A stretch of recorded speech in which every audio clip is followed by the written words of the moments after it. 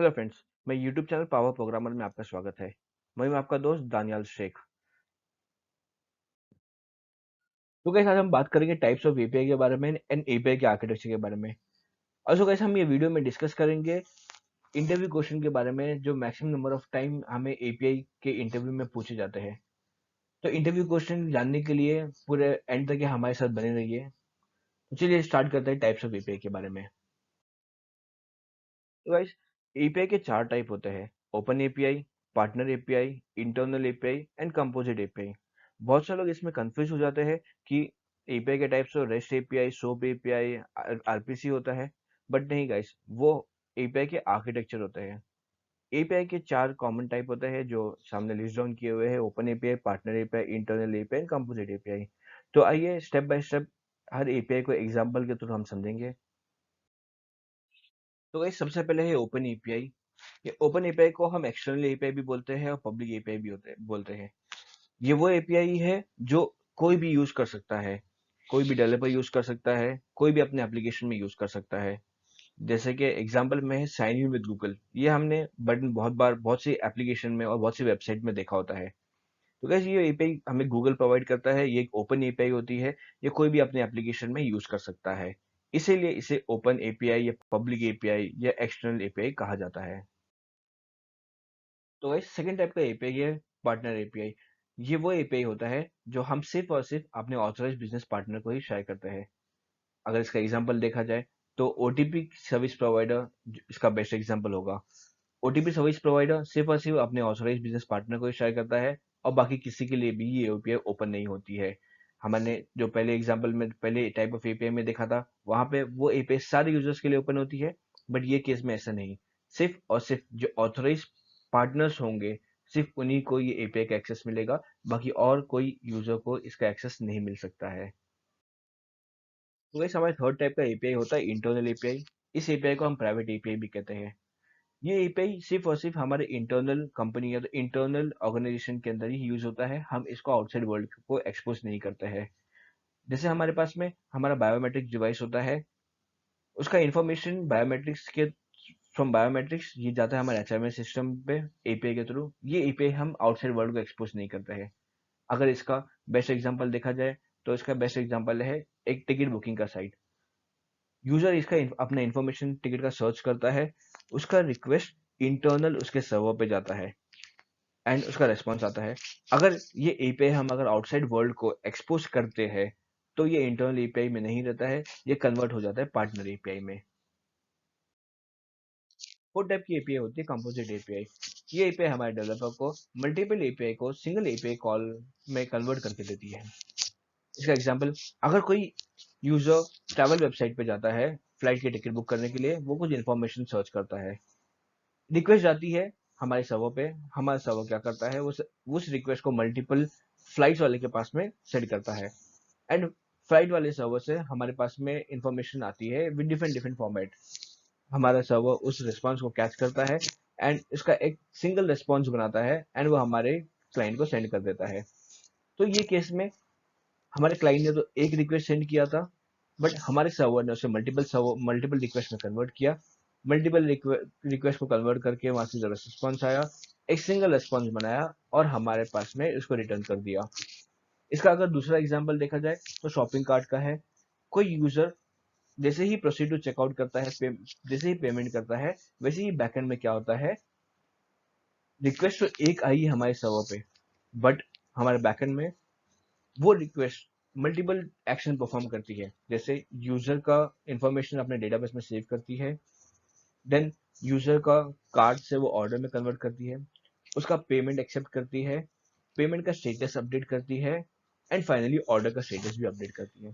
That means request तो एक आई थी, बट बैकएंड में मल्टीपल एपीआई के थ्रू मल्टीपल काम हुए। ये होता है कंपोजिट एपीआई का काम। तो गाइस हमने चार टाइप की एपीआई समझ लिया है। अब हम आगे बढ़ते हैं एपीआई के आर्किटेक्चर के बारे में। तो गाइस हमने एपीआई के टाइप तो देख लिए। अब देखते हैं कि एपीआई के आर्किटेक्चर क्या क्या होते हैं। सबसे पहला होता है रेस्ट, देन होता है सोप, देन आरपीसी। हम आगे हर एक एपीआई के आर्किटेक्चर के बारे में डीप डिटेल में स्टडी करेंगे। तो गाइस सबसे पहले हम देखेंगे रेस्ट का architecture. REST stand for representational state transfer. ये एक गाइडलाइन होता है जिसके थ्रू हम लोग scalable, light weight and easy to use API हम यूज बना सकते हैं। अब ये रेस्ट एपीआई को समझने के लिए हमें कुछ टर्म, बेसिक टर्म समझने पड़ेंगे। सबसे पहला टर्म हम समझेंगे क्लाइंट। क्लाइंट क्या होता है? अब आप ये वीडियो देख रहे हैं तो आप कोई एक लैपटॉप पे, कंप्यूटर पे, टैब पे या तो मोबाइल में ये वीडियो देख रहे होंगे। तो ये जो वीडियो आप जहाँ पे देख रहे हैं वो होता है हमारा क्लाइंट। जो वेब ब्राउजर है वो हमारा क्लाइंट है। आपको मोबाइल का ब्राउजर है वो भी एक क्लाइंट है। सेकेंड है रिसोर्स। रिसोर्स क्या होता है? एक पीस ऑफ इंफॉर्मेशन होता है।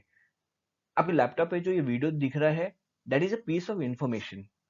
तो ये होता है हमारा रिसोर्स। जैसे फेसबुक के केस में हम जब फेसबुक का एपीआई जब यूज करेंगे, हमें यूजर का हम पेज देखते हैं, हम फोटोज देखते हैं, हम पोस्ट देखते हैं, तो ये सारा हमारा एक रिसोर्स होता है। थर्ड जो होता है वो सर्वर होता है। हम जो भी रिक्वेस्ट करते हैं वो हमारा रिक्वेस्ट सर्वर पे जाता है। जैसे अभी आपने कुछ सर्च किया होगा, type of API. Type of API जब आपने सर्च किया है तो आपके पास में एक वीडियो आया है। जो ये देख रहे हैं, ये आपके लैपटॉप में तो स्टोर्ड नहीं है या कंप्यूटर में स्टोर्ड नहीं है। ये स्टोर्ड होता है सर्वर के थ्रू, सर्वर पे। अब जब भी क्लाइंट रिक्वेस्ट करेगा, रिक्वेस्ट सर्वर पे जाएगी, सर्वर रेस्पॉन्स लेके आएगा in a form of resource and आपको आपके सिस्टम पे वो डिस्प्ले करेगा। जैसे कि हमने पहले देखा था कि रेस्ट क्या है। रेस्ट एक गाइडलाइन है। तो हम वो क्या गाइडलाइन है हम वो अभी डिस्कस करेंगे। सबसे पहला गाइडलाइन है क्लाइंट सर्वर सेपरेशन का। क्लाइंट सर्वर का सेपरेशन का मतलब है क्लाइंट एक अलग होना चाहिए एंड सर्वर अलग होना चाहिए। क्लाइंट जो होता है वो उसका काम सिर्फ और सिर्फ रिक्वेस्ट करना है, वो रेस्पॉन्स नहीं सेंड कर सकता है। और सर्वर का काम है सिर्फ और सिर्फ रेस्पॉन्स सेंड करना, वो रिक्वेस्ट नहीं कर सकता है। सेकेंड होता है यूनिफॉर्म इंटरफेस। जितने भी रिक्वेस्ट एंड रेस्पॉन्स है सारे के सारे एक पर्टिकुलर प्रोटोकॉल में ही जाना चाहिए। वो होता है एचटीटीपी। अब रेस्ट जो होता है वो सिर्फ एचटीटीपी प्रोटोकॉल को ही फॉलो करता है।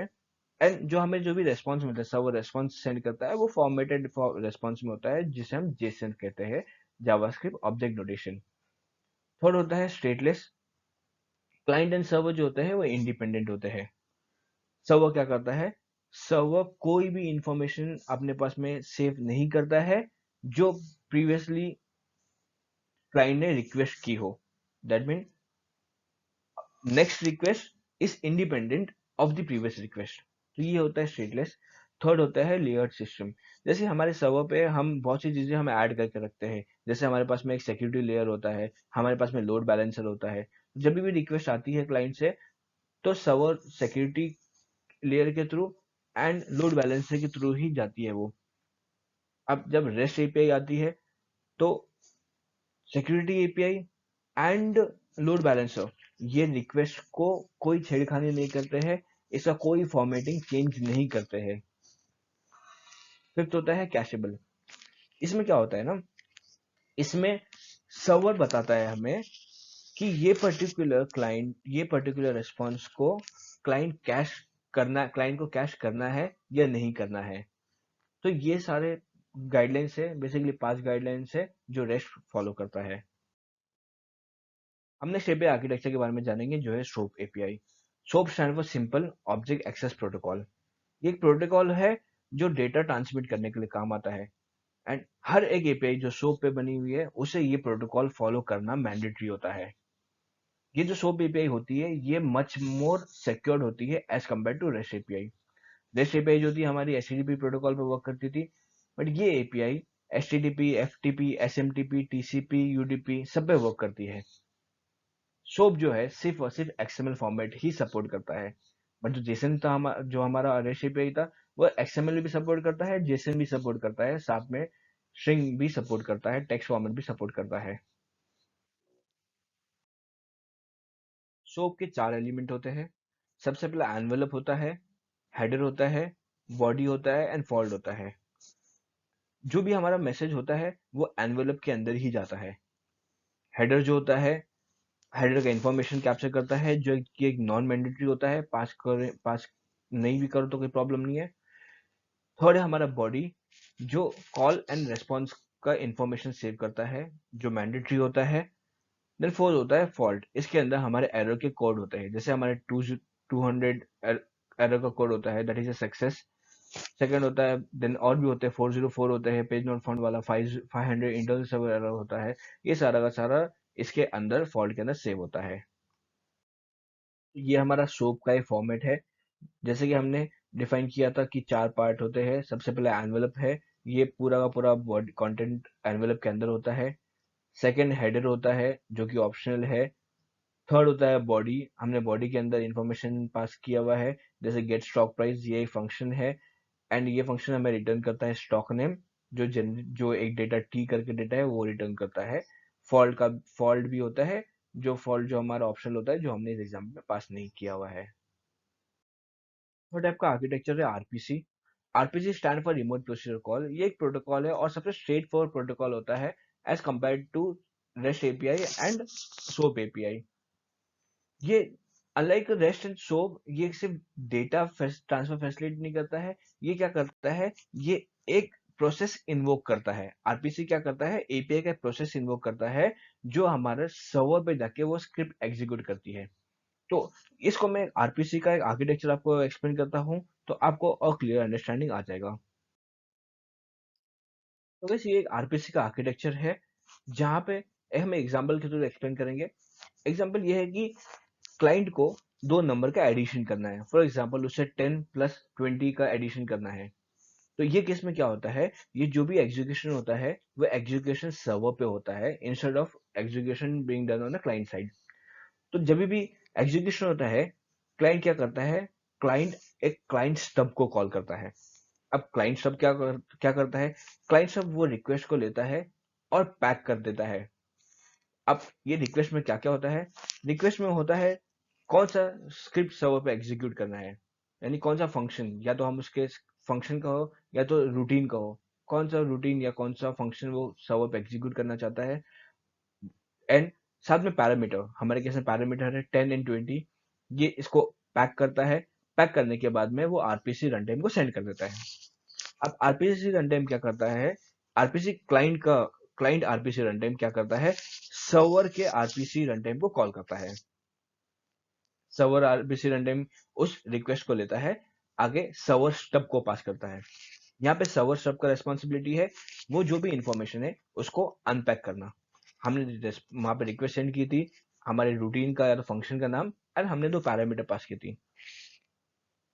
वो अब क्या होता है, वो रिक्वेस्ट जाता है, सर्वर पे पहुंच गया है रिक्वेस्ट। सर्वर क्या करता है, वो फंक्शन का नाम जो हमने पास किया था उसके अगेंस्ट में वो पैरामीटर लेता है, स्क्रिप्ट एग्जीक्यूट करता है, यानी 10 + 20 को कैलकुलेट करता है, जिसका आउटपुट 30 होता है। वो रिटर्न कर देता है सर्वर स्टब को।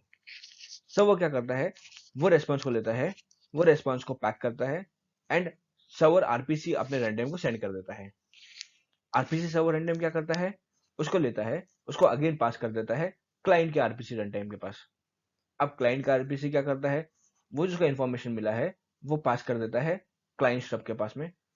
क्लाइंट स्टब क्या करता है, उसको इन्फॉर्मेशन को अनपैक करता है। अनपैक करने के बाद में वो रिटर्न कर देता है क्लाइंट को, एंड क्लाइंट वो आउटपुट को यूज करता है।